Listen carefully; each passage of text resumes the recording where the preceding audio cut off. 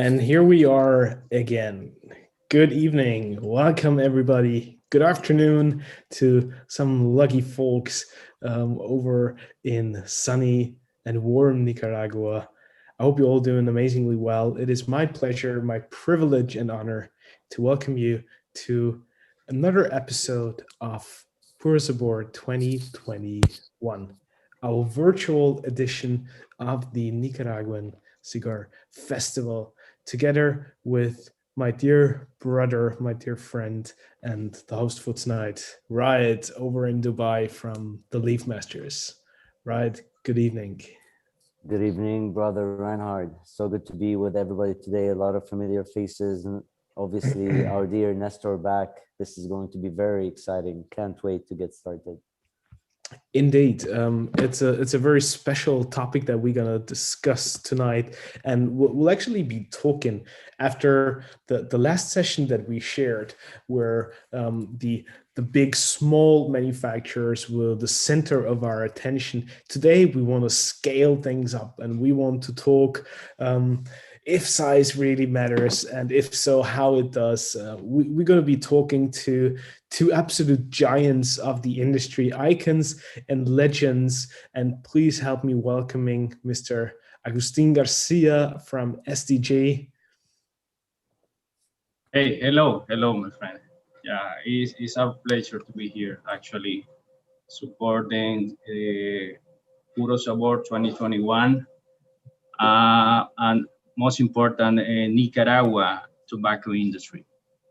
So great, and really glad to be here. Many thanks. And our second guest for tonight, back to the Light 'em Up Lounge, back to Puro Sabor 2021, the one and only Néstor Andrés Plasencia. Thank you, Reinhard. Thank you, Rad. Thank you, all of you, to join us this evening, this late night. Thank you very much. It's an honor. It's a pleasure to be with you and to share the stage with my friend Agustin and all the members for the Nicaraguan Cigar Association and all the cigar lovers that are in love with the Nicaraguan tobacco and Nicaraguan cigars. So thank you very much. It's an honor to be with you again. And I really hope to see you guys face to face in the near future. That's my goal. Definitely. Being in Nicaragua, hopefully next year, this is something that we're going to have all of us in front of each other, sitting, smoking cigars together. Can't wait, really. But to get the both started, and again, to second my dearest Reinhard's words, we welcome you, gentlemen, for this session. Today we're going to be talking about a very interesting topic, a topic that a lot of us are always wondering about, and it comes as a reflection to a topic that we had in a previous session, which is now being focused on the larger manufacturers. So the automatic and typical and natural question and idea that comes to mind is, what is the definition of a large manufacturer?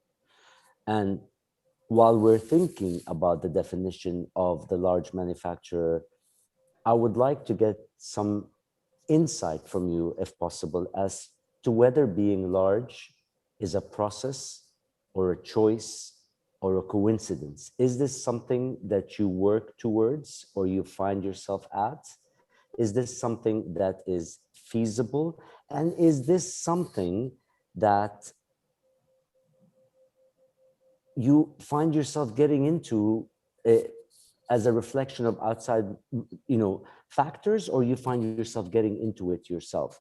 I know I've asked too many things at the same time, but let's start with, what is the definition as far as you're concerned? And Augustine would like to start with you. Okay.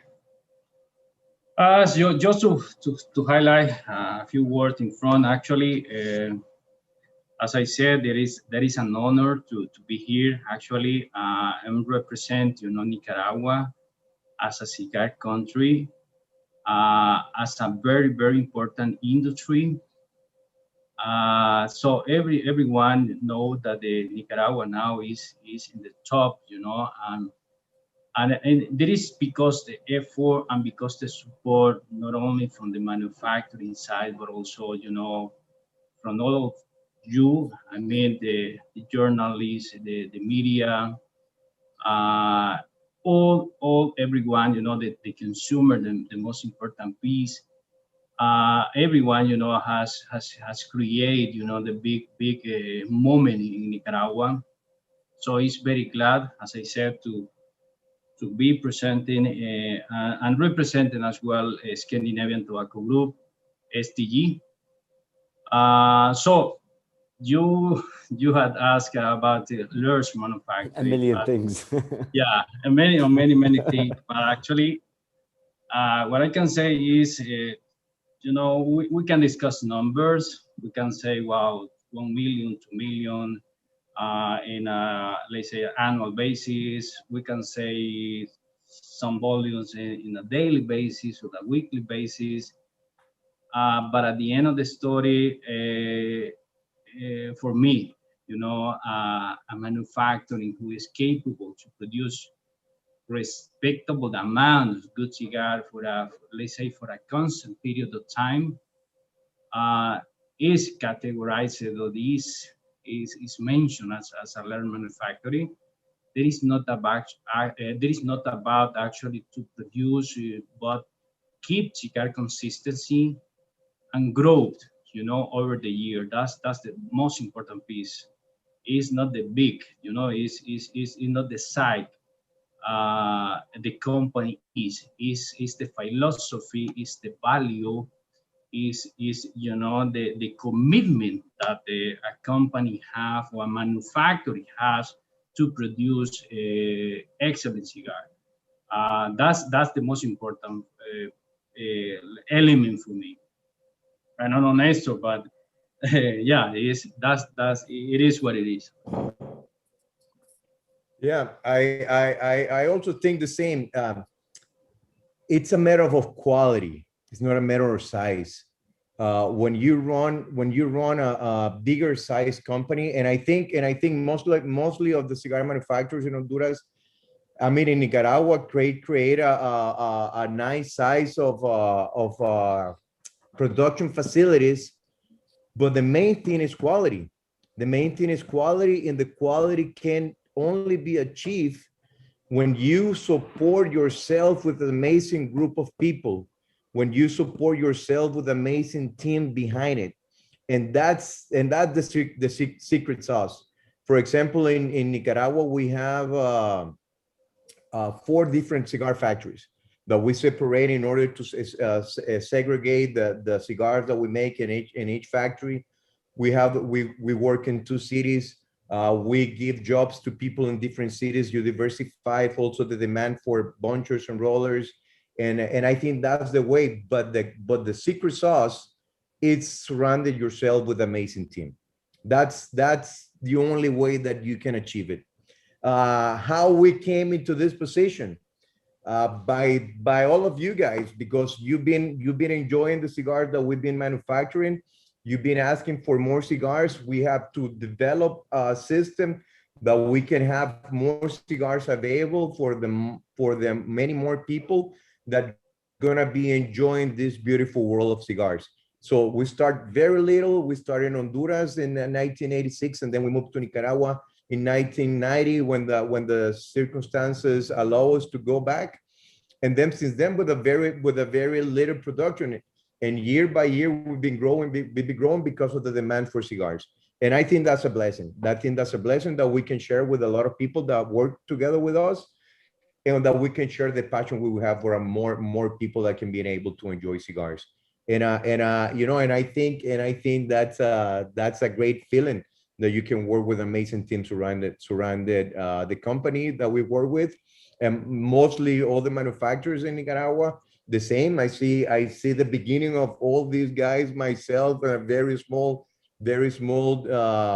size company, and now they're in a very nice size, and I love it. And in the way that Nicaragua have grown year to year, is because of the commitment and the passion of the manufacturers and with their team in order to be able to grow with the demand. And you can never look size for quality. Quantity and quality can be achieved if you surrounded yourself with amazing team. And that's the beauty of it. That's the beauty of this industry. Well, I just wanted to add an extra to this is basically to become one of the leading manufacturing is for me is a large manufacturing growth providing to customer the right product on time. For me, reinvention is needed to be aligned to the consumer expectation over the years. Innovation platform, is key also to support the growth. For instance, in our case, factory is just a reflection on a very well structured company, but most important, as you said, there is a great and talented team, right? It's a great effort. A team is a team involved in the whole process. As I said, any large manufacturer that remain in the industry is because as well is beneficial for both. I mean, consumer and for the same company. Always need to be together. Yeah, that's pretty important. Excellent. I find a lot of similarities, and I don't know if you agree with me, between the tobacco industry or the cigar industry and wineries or the wine industry. And for wine companies, I've been doing some research. I'm a bit obsessed with wines too. And for you to achieve economies of scale as a winery, you have to have the critical mass of being able to grow your own, to have your own vineyards and grow your own grapes. For you to be considered a large manufacturer, is it a prerequisite for you to grow a certain level of your tobacco before you become or you are considered a large manufacturer? Or is it not the same case as far as tobacco or cigars are concerned, Nestor? I think I think the secret of our success is that we control the tobacco since the seeds to the final product. And that's being on the fields, that being together with our team, knowing the quality of your soil, knowing every region and everything. I think that's something in our case, that's been one of the secret of our success in order to know exactly what's going on. But we do also for the cigars that we produce for our partners in this industry, for our colleagues. We do import tobacco for different countries or different companies that grows tobacco, and it's the same. The thing is to partner yourself with the people with the passion that they have for the leaf, and you know that you're gonna get quality every time that you buy tobacco from them. Agustin, do you agree? Yeah. Well, you mentioned tobacco. Tobacco is let's say, along with people, is one of the most important, let's say, the most important asset, is tobacco. Having a sound and deep tobacco inventory is key, to quality and consistency. And yeah, again, is also to be involved in every section, in every piece of the entire process, in order, to have the right product at the end. But yeah, tobacco inventory, economies of scale is something really, really key. Everything start. As I always said, I know, never get tired to repeat that. The magic starts on the fields. It's impossible to make great cigars without starting great tobacco. And as I always said again, We're blessed in Nicaragua because we have the soil, we have the microclimate, and the most important thing, we have the people with the know-how and the passion to do it. So that's unbelievable. That's amazing. And then you can be so creative with blends, proportions, and working with this and that, longer time of aging, this time kind of leaf, kind of aging the tobacco, you name it, and different kind of irrigation, different kind of fertilization, crop rotation, what kind of crop you put in the fields, and then everything start on the fields. And when you start with a great tobacco, you can make amazing cigars. Now that's such an important aspect that you mentioned there. And during our last session, when we had Skip Martin as one of our guests, we also spoke about those economies of scale. And he brought the analogy that when you're starting out with one pair of rollers, for example, you get your hands on the very best raw material because you don't need that much of it. But you also have those other sort of behind the curtains operations that would, in comparison to the one pair of roller that you start with, would be more expensive. So it's a disadvantage or a diseconomy of scale. Whereas once you have everything installed and you grow your operation, that balance certainly shifts. Nestor, do you think that there is something like a sweet spot between quality and quantity, or like when you see once you pass a certain hurdle, or once you get past a certain level, that things get easier in a certain way, or do you just keep on piling problems on top of each other when you actually grow? That's a very good question. The way that we manage that kind of growth is we split. We don't do it in the same facility. So we want to go and open another facility in order to have the same quality control procedures, the same mentality, training the people and everything. So it's not a huge, massive facility. So it's separate different facilities where we create, and that's the way that we've been managing that kind of growth. So other people can grow in a bigger facility, but separate the facility in different section of different kind of brands that they produce and everything. So I think there's ways to organize it. But again, if you have the right team, if you are prepared for that growth, if you have trained the people in order to give the benefits to growth within the same company, we have people, and I'm very, very honored and happy to have that.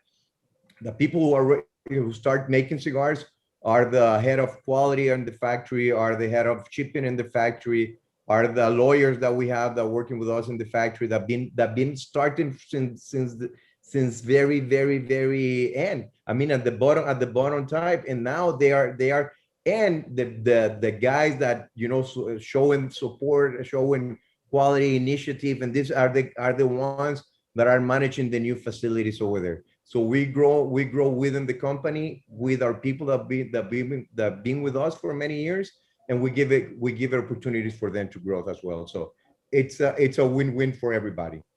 And the beauty of that we also support in every location that we have daycare centers. We have facilities where we take care of the sons and daughters of our workers that helping out. So that growth is also for the community to grow. And I know Agustin and many colleagues in the industry are doing an amazing job also in the community. So I'm very honored and proud to have that, because the only way that we can sustain growth is when you have quality people that are going to work with you in the future, or they're going to open their own businesses or whatever. So we have to work with those people right now, because we want to this people don't know what they're missing without knowing about cigars. And there's still a lot of people that know about cigars, that they don't know about the quality of cigars, what cigars can bring to their life. So we want, if people are willing to try cigars, if they support the quality that we have, and as a Nicaraguan cigar producer, I think we have to prepare ourselves for growth, but in a very organized way, and in a way that quality is going to be the number one. Right now, we are in a very good in a very good area of cigar consumption. I just came from TPE in Vegas, and the amount of people that show up, I was astonished, because people want to go out, people want to have a cigar, people want to go to dinner, people want to have a great time. And I say, wow. And people were so excited about being there, seeing peers in the industry, seeing customers, going to cigar shops and talking to the people over there. That was amazing. I really love it. Yeah. Well, our friend talked about this sweet spot, between quality and quantity. That's an excellent question. As I just want to support what Nestor said in this sense. As I said, any large manufacturer that remains is because it's capable to produce a good cigar. Any successful organization at the end will provide what customer wants. If you can do that, actually at the end, you will disappear.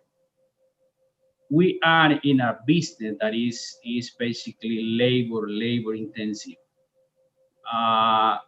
People is the most important asset. If we take care of our people, we are okay. They are, for instance, we have colleagues in the company that have been with us for more than 30 years, 35, 40 years actually. Highly skilled artisan, passionate individuals that they are really committed and loyal. So at the end, the quality of our product is at the large, on the hand of our artisans, of our people. That's why it's so important. It doesn't matter sometimes the big size, because at the end, we need to control, little by little, piece by piece, cigar by cigar, the quality. That's the most important. That's the most important situation. So, as I said, our business is about people, it's about tobacco. But if you have the control of these two main components, we can do, I'm gonna create an excellent product at the end. People is the most important actually at the end. It is not the size. So if we zoom into that very component of the human capital and the importance of people, how is it different when you are running such a large scale operation? How is the challenge elevated to find the right talent of people in a certain magnitude in comparison to running a smaller, more sort of hands-on operation? Because the sheer amount of people that you need and the quality of people, you just don't grow that on trees, right? You have to really invest a lot of time and effort into building those people, but just the magnitude of the team is critical. Yeah, that's the key. And you have to be hands-on no matter the size. I live in Nicaragua. I in the factories every day. I go in the fields every day, and not just myself, as my dad and again the people that have been working together with us for many years, and that been getting that culture of achievement, of passion, that they see the bigger meaning. The bigger meaning is to produce the best cigars for the enjoyment for the final consumer, for you guys, that you have the best cigars possible in your hands. And that have to be hands-on, that have to be checking the quality, that have to be seeing the fields, smelling the tobacco in the pilones, talking to your guys, explaining the vision that you have and everything, and motivate those people to share that vision and to share that visual of growth as a company and to growth as a human beings. And that things that we have achieved, and we still have a lot to do. But when you have that, and the people can feel that, it's easy to get contagious on that scale. And I think a small, big, hands-on, be there, be on the fields, be with your people, be in the fermentation process, get the ammonia, get your hands dirty in the fields, and the people respect that, and the people are going to follow that.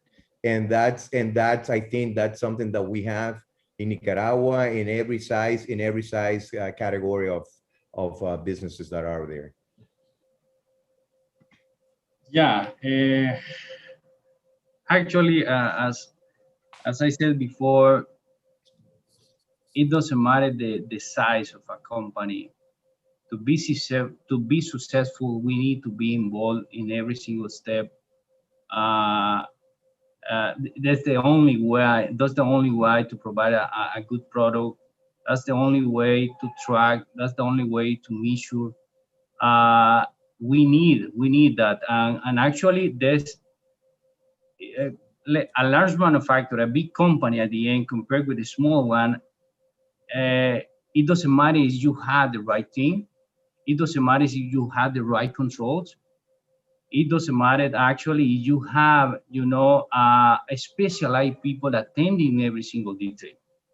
Because actually, growth is a responsibility.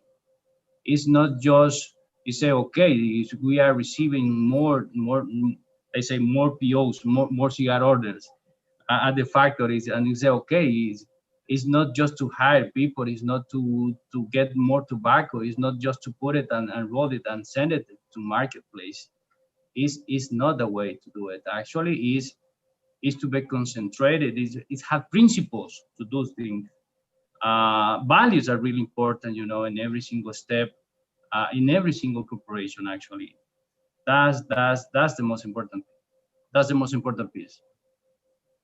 I'm going to jump on this And now. I think you have to have a system in place in order for training, in order to be organized, and how you gonna enhance the talents that you people have. We invest a lot in bringing consultant, helping us in bring the best out of every member of the company and everything, in order to you can invest back in your people, and the people can grow within the company and outside the company for the community and stuff like that. There's ways that you can do it.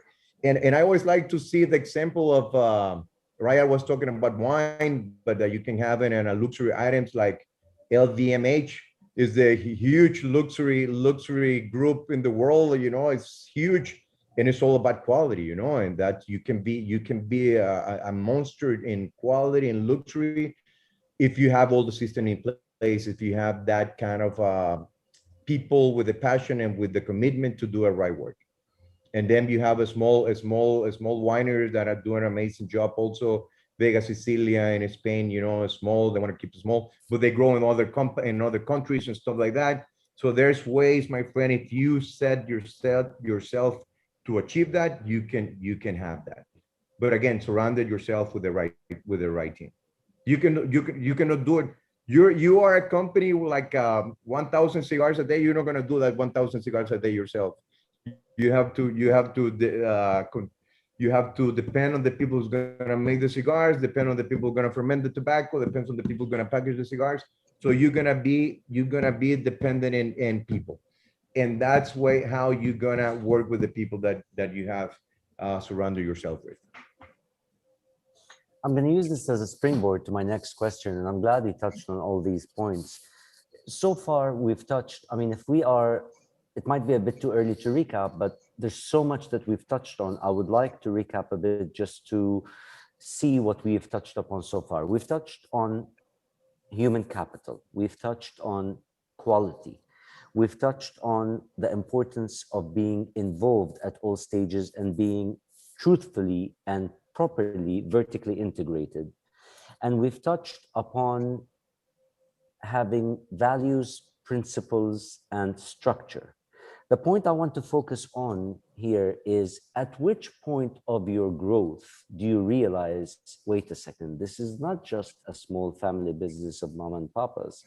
This is now turning into a corporate. So at which point do you realize that it's time to have a corporate structure?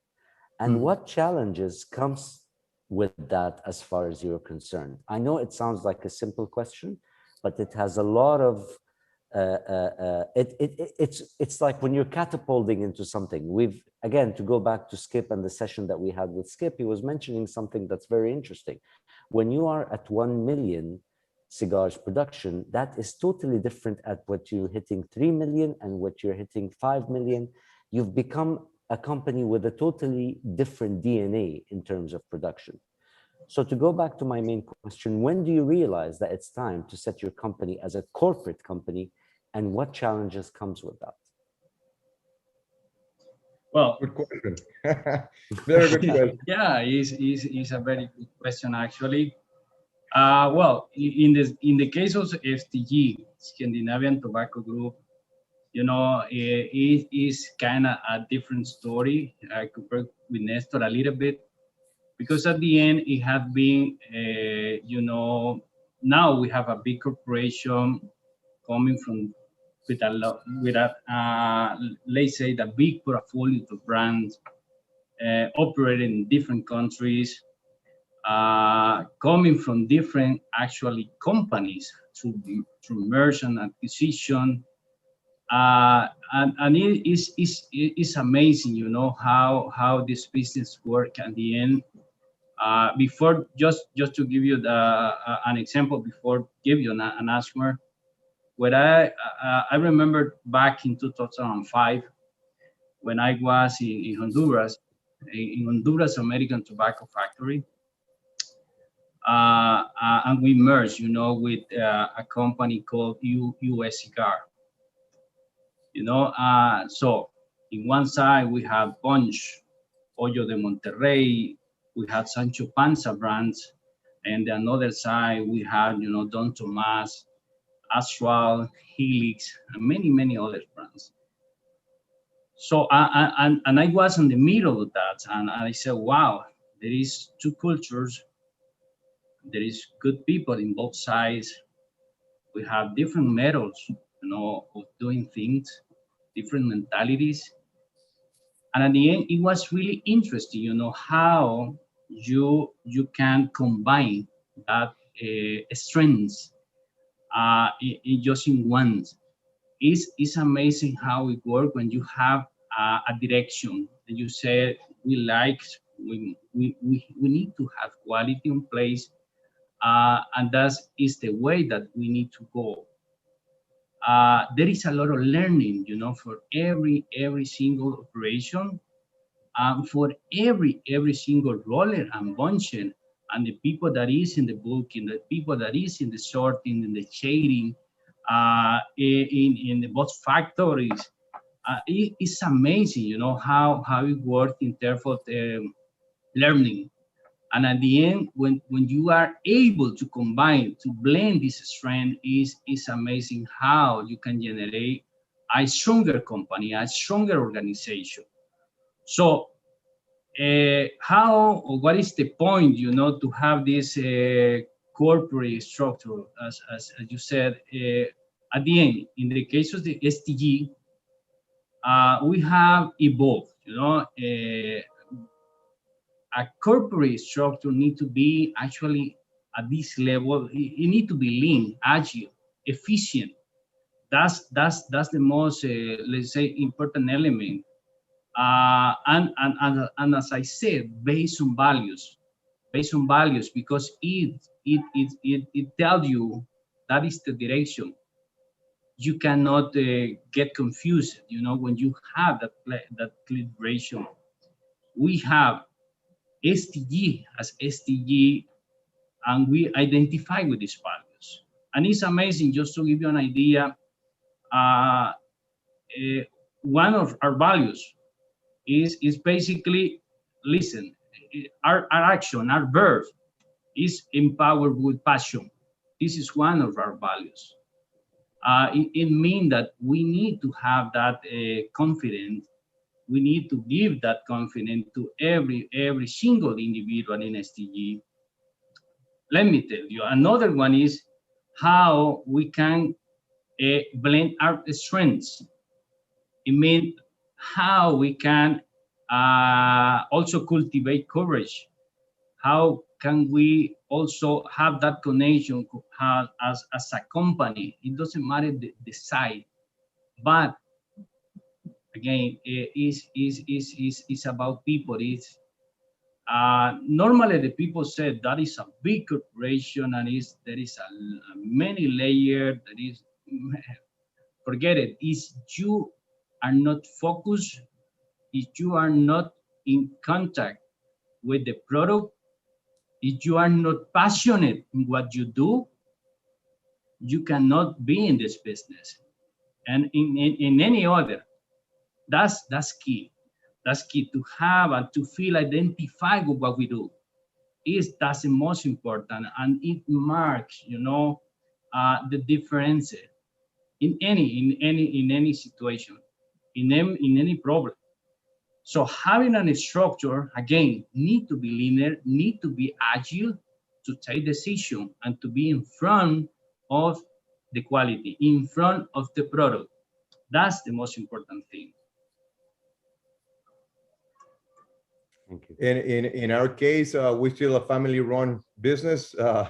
I think we might need a little bit more structure, to be honest. But we're hands-on. We want to be seeing the cigars, seeing the tobacco, and everything. So we've been organizing a little bit ourselves. We have an amazing team in all the levels, but we're still a family-owned company. So this is what we're doing right now. This is very interesting, and just as a follow-up to that, as you're growing, just to touch on the challenges that you get.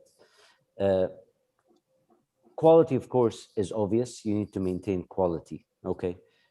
But I'm always concerned as to how do you balance your quality with return on investment, with your ROIs, and how you balance quality with the efficiency of the business. And that's one of the main aspects I wanted to touch on when I spoke about company structure. How, from your perspective, do you balance those two, efficiency and quality, in your business? Because at the end of the day, there has to be a return for this business to continue and to grow, or at least to maintain itself. How do you do it?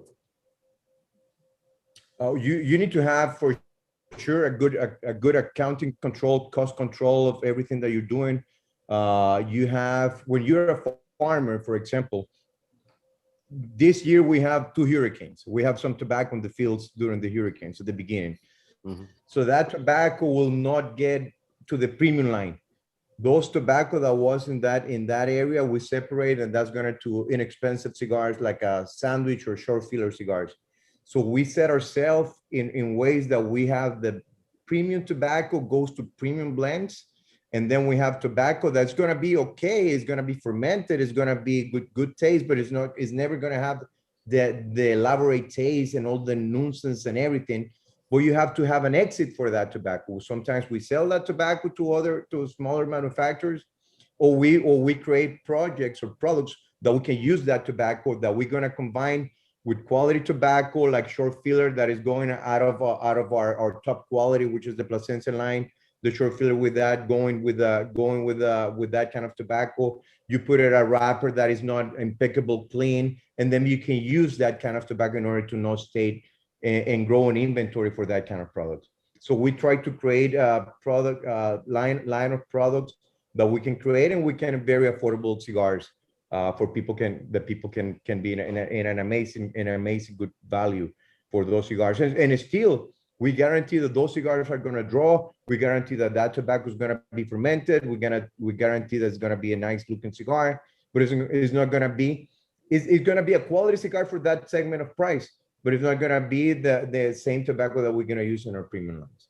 It's more or less the way that we control it, and having a good cost controls and accountants, and we work with an ERP system, enterprise resource planning, that we control since the tobacco comes in our warehouse to when the tobacco is already shipped, knowing the stages and see how the things work. So with data, we try to get a better decisions. And there's always ways to improve. I mean, before we go into listening to Augustine, and Augustine, if you would kindly allow me, Nestor, has there been, and I want to encourage both of you to please share with us your personal experiences and real stories from the grounds on your factories and on your fields, because I'm sure a lot of the people with us here are just simply dying, especially that we're unable to come and see you and walk with you at the alleys and the fields to hear your personal experiences. Has there been a project or a cigar where you have said, you know what, this is not feasible, it has a lot of potential, but it will never be feasible, we should abort it? Or do you actually have projects of passion that you go into as far as cigar production or tobacco production? Maybe your answer is going to be the organic side because you spoke to us about it, but is there something like that? Or do you sometimes, or in a lot of instances, abort projects because they're not feasible based on what the feedback you get from your accountants? I come from an accounting background, and I know we have no creativity whatsoever. So that's why I'm asking you this question. My friend, it sounds like you are in the middle of the factory asking for some project. You say, guys, please evaluate this. And wow, it sounds really, really familiar to me, Nestor. Wow. A good question. Wow, yeah. Wow, but I don't know, Nestor, but yeah, we have experimented many challenges, you know, in terms of creating cigar, creating the right product. Because again, when you have a big portfolio, you need to be focused actually to create the story, to create the right product that identify every single brand. You know, for instance, here in Nicaragua, one of our key brands is CAO. So CAO is a very innovative brand, you know, that you have many components. You know, we have the word line, we have let's say the traditional line in the same brand. So is a very rich brand in terms of creating, you know, new stuff. So, but if you go to a brand as Partagas or the same Coiba, well, or talk about Punch, they are brand a little bit more traditional. Mm-hmm. So you cannot create the same product and the same, you know, story that behind the brand, you know, because it need to be aligned with this. So it's amazing. So when we have we have a great team, you know, from the marketing and sales team. We say, wow, let's put something for this specific brand for CAO. Let's work in a really good product. And so we start as a team, you know, to create a product with the let's say a cigar profile on this and this and this condition with this characteristic on this price point with this package. So everything are gonna be distributed in this channel. Everything need to be put it, you know, according to the let's say to the feeling of this brand. And at the end, when you say, wow, but let's start making some sample, let's work to create a good product. Always, we will have some challenge in terms, you know, of trying to do our best. And sometimes we say, wow, but that is not possible because, guys, listen, if you want barber pole, but it need to be torpedo, it need to be figurado, it need to be this. So, because at the end, every single manufacturer, every single company want to create something different, something really, really attractive for consumer. So, and we say, wow, guys, listen, we can do it, but it's gonna be really, really expensive. And actually, we can have our people working on that. We can have our role working on that. We can sit down and see what we wanna do with this. But actually, it's like wow. And then we figured it out. Forget it. It doesn't matter to go, you know, to these, let's say, innovative fields in order to create something really good. But actually, there is a lot of evaluation on the way. There is a lot of, let's say, yeah, an evaluation in order to create something good. There is many examples, you know, that I can bring to the table. But yeah, it's really interesting, that question actually, specifically. Well, just I just gonna finish this part to go to Nestor. You said about efficiency and consistency in the quality. As I said, as a large manufacturer, we have a robust structured quality and process improvement platform that is fully integrated, you know, with the whole manufacturing process. Every single step needs to be tracked, from tobacco sourcing, farming, to the finished good being shipped. Listen, for instance, we have implemented a lean culture across our organization. And one of our, let's say, key element is that we have an STG lean DNA, for instance, just to give you an idea. This STG lean DNA comprise very important pillar, you know, in order to track and to have the proper control in place, as performance management, as standardization and 5S, you know, and also to approach the situation that are present in our factories with the proper root cause analysis, for instance.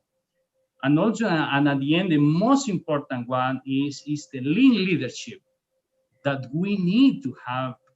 That's the most important one, because our people need to be identified, need to live, need to sleep, need to eat, need to smoke. You know, that for to work.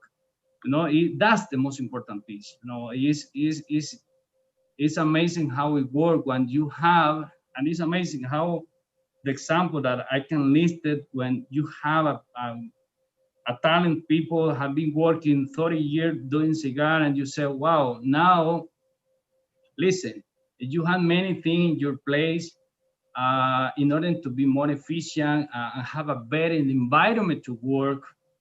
Let's work together in order to have it. And it's amazing how it works when people realize that it's helpful for themselves, it's helpful for the company. It's amazing how it works. So it is well, if you don't stop in some topic, I can continue talking. But Nestor, please. No, that we talked about a little bit last time. You know, that's we've been making mistakes many times, and a failure, we call it as a learning experience. It's not failure; it's always learning experience. And we will always if you're experimented, if you're there to try new things, you're not gonna make it right at the beginning. You know, and for me, the best example is when I started with organically grown tobacco. The first yield was very low, and the cost of that tobacco was very high, because the inputs that we put, the organic fertilizer, the garlic, and some flowers and everything, we were so new in this, we didn't know how to do it. We would try and error, but the first yield was very low. Tobacco good, but the amount of pounds per acre was very low, so that puts your tobacco per pound very expensive. And how I deal with that, you know, I believe in this project so much that I have to talk to my dad and say, Dad, you know, believe in me. Come on, don't fire me yet. I'm just get brighter in this. But I know this is gonna work. We're gonna get it right. And right now we have the same yields of the conventional tobacco and organically grown tobacco. So we've been learning with years. We've been learning. There's a new product that comes in organic agriculture. We create our own earthworm hummus, so we do it ourselves in order to buy it from outside supplier. We use the tobacco stems. Now we use it as a raw material. We have a cattle operation that we use the cow manure. So We're trying to get the resources that we have near to operation. But the only way that you can learn it is doing it. You know, you're not going to learn it in a book. You're going to learn it doing it and having that kind of experiences. And I always call it those are the learning experience. Ways of fermentation. You know, we hand down tobacco very damp in humidity. Tobacco from Nicaragua is very oily. We want to make a darker tobacco. We put it in a hot room, and we open that box was completely rotten. You know, so we lose a lot of tobacco trying to experiment with that. Then we learned that humidity wasn't have to be that high at the beginning. We have to control the humidity since you put the tobacco hand down from the curing barn and stuff like that. You know, right now we're working in a chip. I don't know if you saw it. I forgot to mention over here. We put in chips in a band, so we can assure that it's authentic cigar, and we can create content like favorite profiles and stuff like that. That's an expensive investment. I hope it's gonna work. Otherwise, I maybe get fired in this stage of my career. But we are willing to try. We're willing to try. We're willing to be closer with you guys. Have content that you know what we're doing, what we set up. We can create pairings with the tobacco. We can create music that you're gonna listen when you enjoy our tobacco. We want to be innovating in a very traditional industry, and you're gonna fail sometimes, but you're gonna learn the lesson, and that will always happen.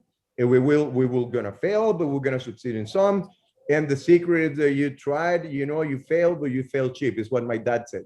Try, but you fail cheap. Don't fail with very expensive accounts. So try to do your best. And we tried. I know my brother is coming to the company. He's just graduated for a master's degree in Miami, so he's bringing new ideas in, and we're gonna let him try it. You know, I have my older brother also with ideas. My sister, she's working in a social responsibility programs that we have.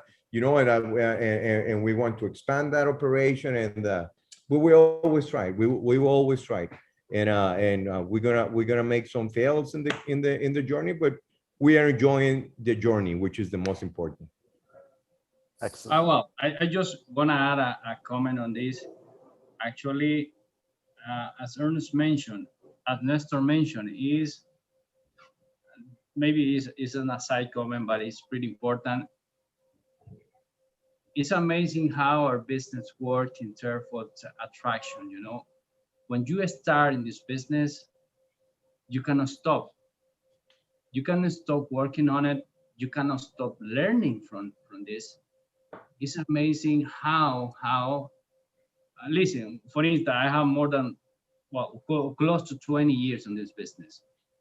And we never stop learning. We never stop, you know, learning from many people in our side, trying different things every day.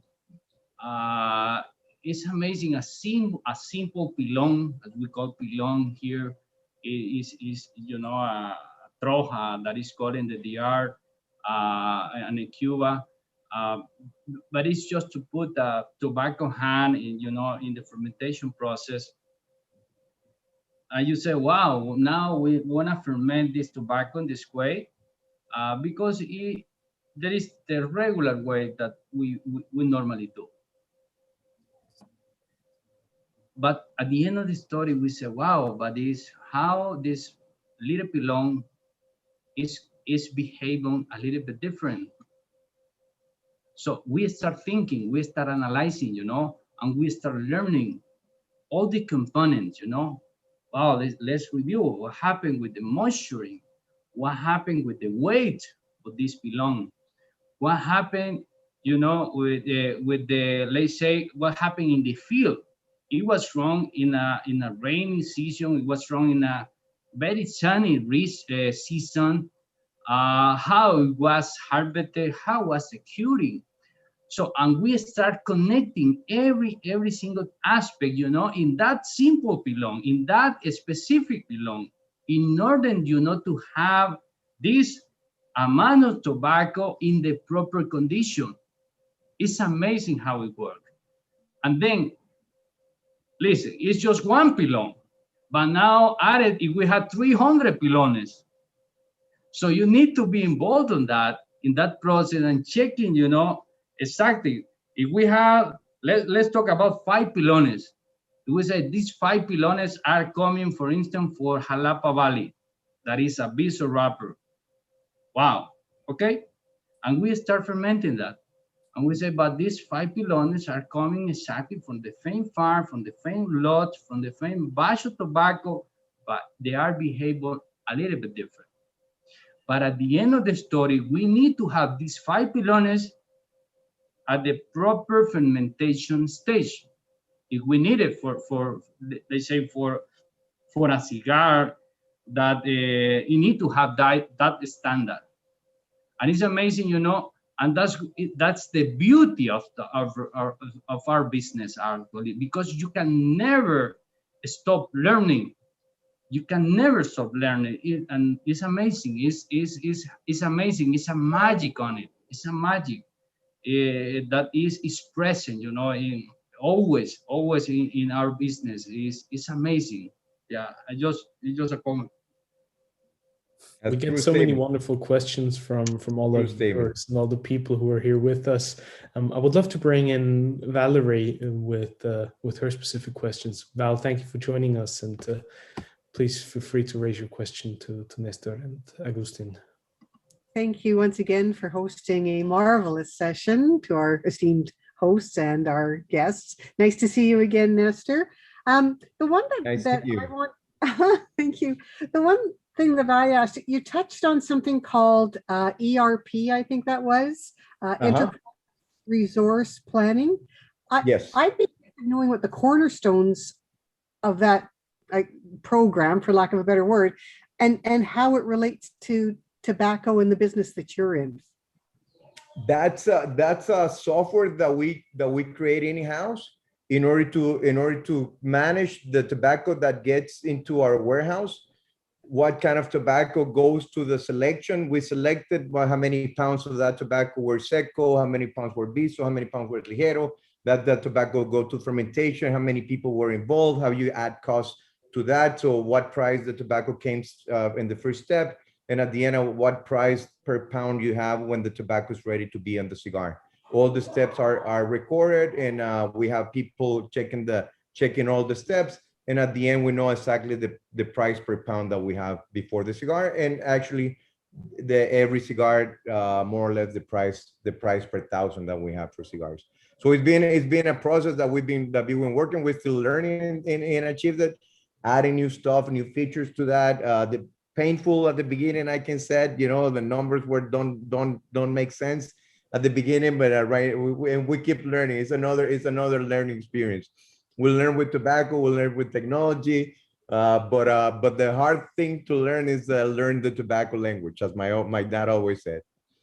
And I'd also like to know, how much time do you give yourselves? 1 year doesn't give you the right picture. Do you need 2 years, 3 years, 5 years? Oh no! We took like 5 years in order to have it as like a decent ride, and still some things that don't make sense that we have to go and check it. We still have people that help us through the way. But it's nice. You get nice information and see how the things how the things are evolving in terms of the tobacco process from day one to the finish. Thank you. Thank you for your question. Another question from the chairman, Mr. Lai. Rich, thanks for being here with us again. Please fire away. Hello all. Good to see you again, Néstor. It's good to see that you're doing well and your family's doing well. I've been hearing a lot about the business, and I know at Plasencia you have plenty of passion and you have plenty of talent, but I'm a consumer, so I'm more excited about or want to know what new tobacco or wrappers are you developing, and is there anything new coming in your cigars from the latest TPE that we should be looking for? Thank you for your question. There's always things on the pipeline that we're not ready to disclose, but always new things that are coming, and new new regions that we've been working many years ago, waiting for those tobacco to be released. But I can tell you it's going to be amazing. That I can tell you. Okay. Thank you, Nestor. My pleasure, Rich. Ray had a wonderful question regarding the differences in family operations and probably a more corporate feel to it. Ray, would you like to raise the question for us, please? Yeah, good evening, everyone, and great show again as usual. Reinhardt and Riot. I don't know what's the time in Dubai, but it's not really comfortable. But yeah, good to see in Agustin and Nestor, and it's been really interesting. My questions was basically, Nestor mentioned it's your company is predominantly family business. Basically, it's not a huge corporation operated company. But is there a moment where you think, okay, that we grow enough, we can't go forward and grow more as a family business, and we need to stop growing? Because basically you start from small company, become a quite big company at the moment. And many of the family businesses, usually they grow to a moment and they say, yeah, that's it. We can't go more as a family business. Yeah, no, very, very good question. For example, right now with the big demand that we're having for cigars, a lot of people we have that get close to us asking us to produce their cigars, and we have to say no. We have to say we don't have the capacity right now. We don't have the tobacco for having, because if we do something for you, we want to give you the best. So it's ways, and there's other products that we can still have some growth in that. So you have to be evaluating where the growth can come without jeopardizing the quality that you have. Quality is the number one. But there's time, and right now is one perfect example. We have many people that approach to us asking us for produce their cigars, and we have to say no, because we cannot do it. You know, we cannot absorb that production without jeopardizing the quality that we have. If we're still growing in a way that we have, I think the way that we're thinking is bring more people in that help us to organize some stuff. But we're always gonna be hands-on because we love what we're doing. You know, it's a way of living. It's not just a work. We enjoy this so much. It's a family. All my sister and my brothers are in the company, so that's beautiful. You know, we talk to them and everything. And then, for example, we open a new farm, and you have to bring more people in, new people that comes in working in the quality control team.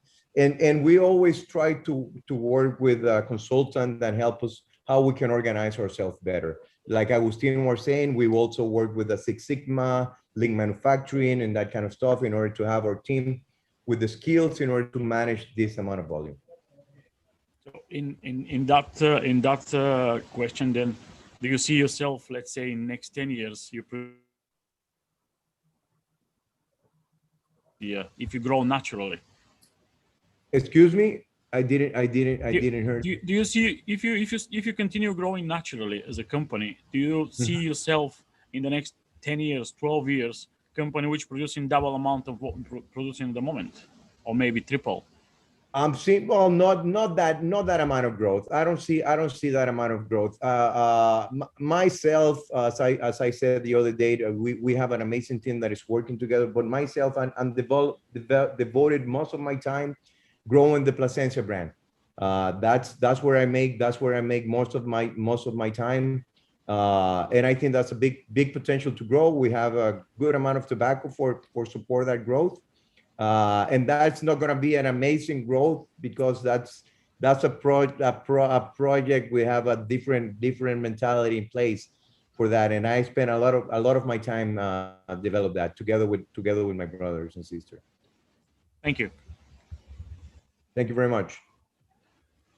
Now, since we always try to not just talk tobacco and have a very philosophical approach to these episodes, we would love to share with you a little bit of the look and feel, and we would like to take you on a virtual journey to some of the fields down in Nicaragua and show you some of the magnitude and the size of the operations that Agustin and Nestor have been telling us about. So we will show this little video for you, and gentlemen, please feel free to comment during the video or share with us some of your thoughts whilst we're watching the beautiful footage from Nicaragua.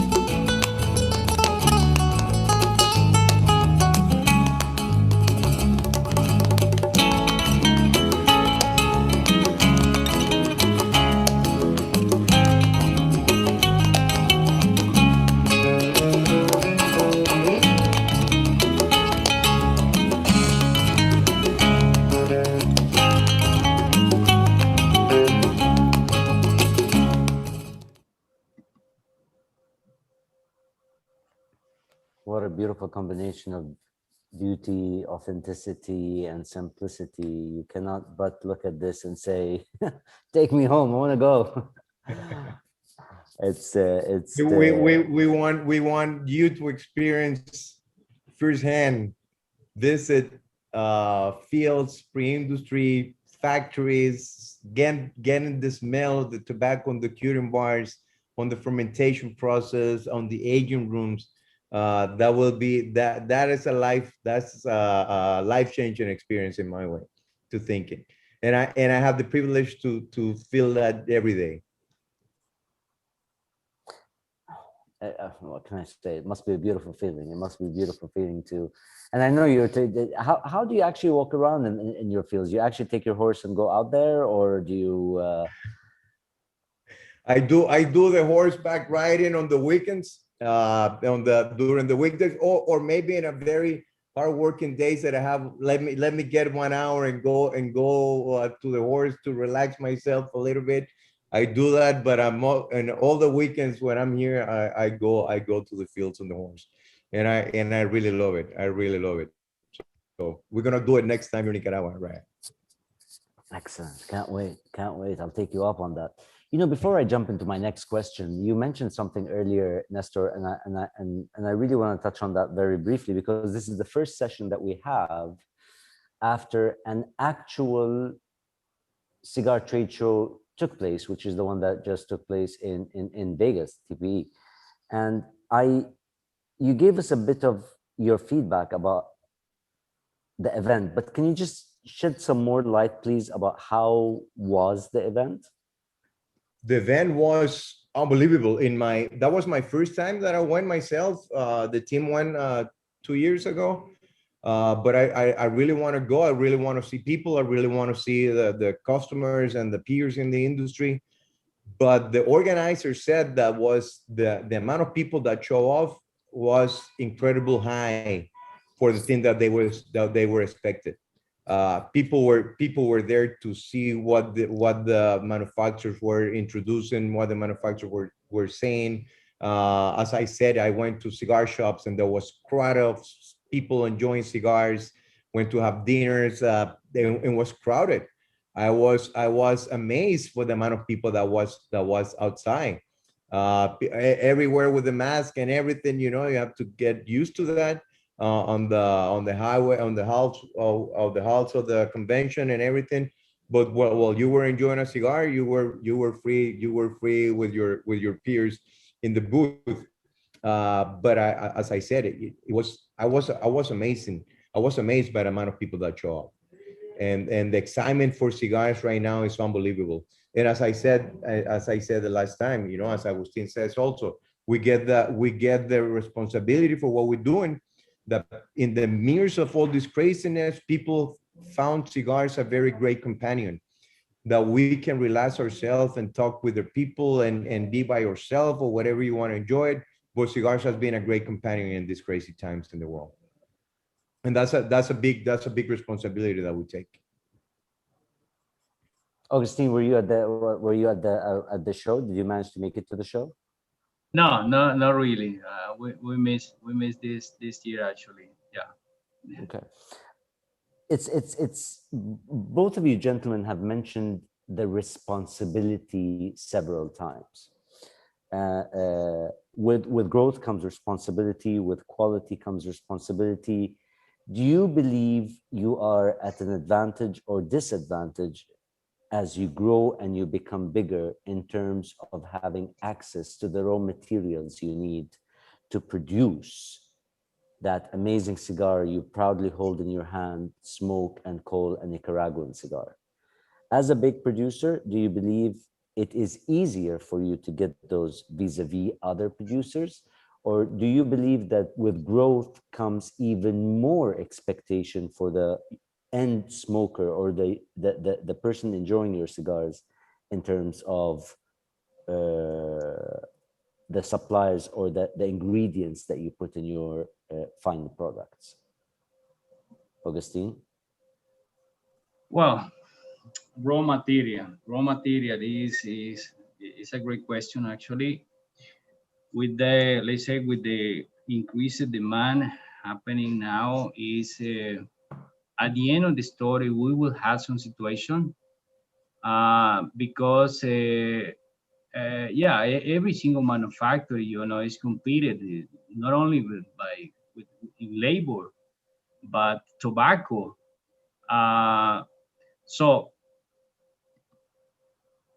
having tobacco, you need to have. In the case of Néstor, it's a little bit easier because he's basically one of the major, let's say the biggest grower in Central America. But actually, as everybody know as well, in the case of Scandinavian Tobacco Group, we have a very close relationship with Plasencia Group. So this is one of our key partners. Well, Don Néstor Senior said we are family. So that's for sure. In this sense, with this specific range of tobacco that the Plasencia Group grow, basically are part of FTE as well. But what happened? But remember, in terms of having let's say the right inventory on hand, the raw material on hand, is you need to build a special relationship STE has, that kind of relationship, long-term relationship in every single country when we are sourcing tobacco, and we work very closely, with every single farmer in order to ensure that raw material. That is key, is when we realize we have more than 30 years working with some guys in not only Nicaragua specifically, or in Honduras, but in Dominican Republic, in Cameroon, in Mexico, in Ecuador, in Brazil, in Indonesia. So at the end, that's key. You cannot survive in this business without having the raw material and the proper and the right raw material actually in place. So STG has that a strong relationship, that the, let's say, alliance in every single country to ensure that, and we work very closely, to ensure that important element of tobacco.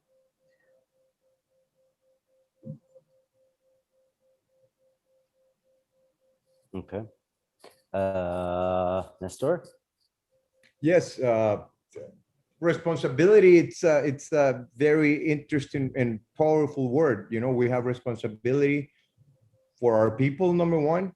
We have responsibility for the environment. That's very important in order to secure the sustainability for the future. And we have responsibility with our customers. And the way that we can assure that is having tobacco, good amount of inventory that is produced in a very sustainable way, and helping the people in the process. That's very important. And the amount of inventory that you have, right, it's very important to manage consistency in the blends. And that doesn't matter the size. I think if you think your business as a long term, it's better to invest in inventory that cash that out. That means that you're going to have a better tobacco in the future. You're going to have a very consistent product. And that's what we're trying to achieve. And also we work with the partners in different countries where we import tobacco, like Agustin was saying, and we have the blessing to work together with Agustin and STG and another colleagues in the industry that, that we support tobacco and everything for them for produce their cigars. And that's a big responsibility to supply with a great quality products in the raw material and the final product, and the cigars are ready made. Okay. If I am to shoot one last question from my end, it is about the challenges going forward. What do you foresee in the short term, or in the, 1 to 3 year window, if you may, are the major challenges that you have? Obviously, demand is one of the biggest challenges that you have right now, because people are smoking more than ever, and this is being compared to one of the largest cigar booms in a long time. But that's on the positive side. It just means that you have to be more patient to get your cigars as an end consumer, and that's perfectly fine. But what other challenges as large producers do you believe are ahead of you, and are you ready for them? The challenges that we see, the biggest challenge is legislation. That's the biggest challenge of all, that will affect us, all of us. And I think people are enjoying cigars. People continue to enjoy cigars. More people gonna start enjoying cigars, and we're gonna do the best that we can. Always quality first. But the biggest challenge in our point of view are legislation, and we have to get ready with knowing what kind of legislation is coming, FDA, track and trace in Europe, and that kind of stuff. So we're getting ready for that, and that's for me, putting some more tax, smoking bans, and that in different countries, different states. That kind of challenges is the biggest one that we see in the future. Yeah, for sure. I share that. I think this is the biggest one. We have so many, they say, regulation. Just starting from SDA, TPD, track and trace, plain packaging now that is coming and is already in place in some countries. Yeah, but the regulation is going to be always present, and he has been known actually how also can we identify our product, is going to be challenged. And the another side, yeah, if increase continue the same trend for sure, uh, having a skilled labor also, is gonna be an issue. Actually, having the same raw material availability is gonna be an issue. Yeah, but yeah, regulation is the most important one actually. As a industry, what we need to take care, and we need to know how to front, this regulation. Yeah.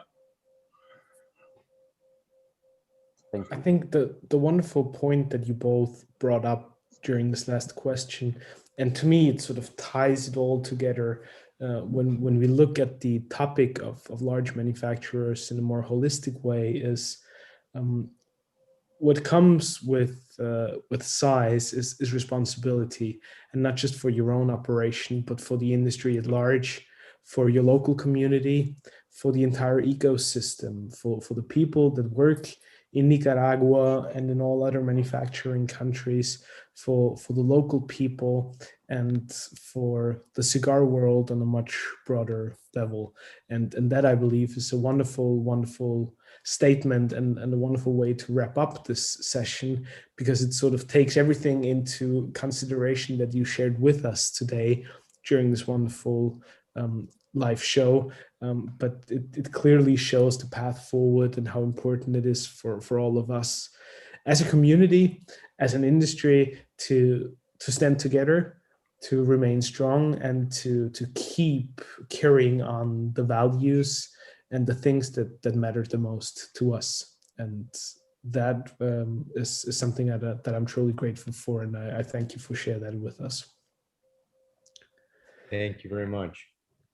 Yeah. Now, yeah. If you during today's episode got a little bit of an appetite for Nicaragua and what's going on in and around the fields and in the factory with Agustin and with Néstor Andrés, you all know, and for those of you who watched for the first time, we have amazing giveaways during this year's Puro Sabor 2021, the virtual festival.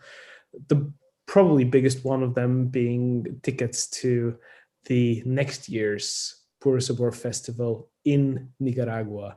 So please make sure that you follow all the news and the most recent updates via the official website of the festival, and that is lightemupworld.com/Puro Sabor 2021. We also share all the invites over there and happily keep you posted about everything that's going on. One of those news is actually the next session that we're going to be sharing in 2 weeks from today. And since we already spoke about the pre-industry, we talked about blending and tasting and larger and smaller manufacturers. We're taking things a little further, and we'll talk a bit more about the marketing aspects of the cigar manufacturing and cigar sales side. So that's going to be a very interesting one as well. I'm highly looking forward to get together with my trusted brother and host, Ryan. And for today, Agustin, Néstor Andrés, thank you so much for everything that you shared with us, for doing us the honors, and for the wonderful insights that you provided us and our audience with. Many thanks. Thank you very much. Thank you. It's been a really honor to be together with you again on the distance, but I feel closer when we do this kind of stuff. And I really hope to see you guys with Agustin and everybody in the Nicaraguan Cigar Association. It will be a pleasure to have you and host you with a wonderful event full of cigars, great memories, and being together, which is so important. Looking Yeah, forward. I want to Thank say you, Nestor. again, yeah. Just I want to say again, thank you for attending this session. But most important is to support Nicaragua, a cigar producer, a cigar country, to everyone. Thank you, because this has been possible. This growth in Nicaragua is just because of you guys. It's not just well, at the factory level you are just at this point producing, but there is a reflection, of the great support for everyone. It's not that Nicaragua is alone. Is because the media, is because the brand ambassador, the consumer, the customer, well, there is let's say a big thing, that made this possible. So thank you to everyone. And just I want to leave you with a reflection. Just is that please continue working together. To have this business, to have this that is something that is our passion, that it keep us alive.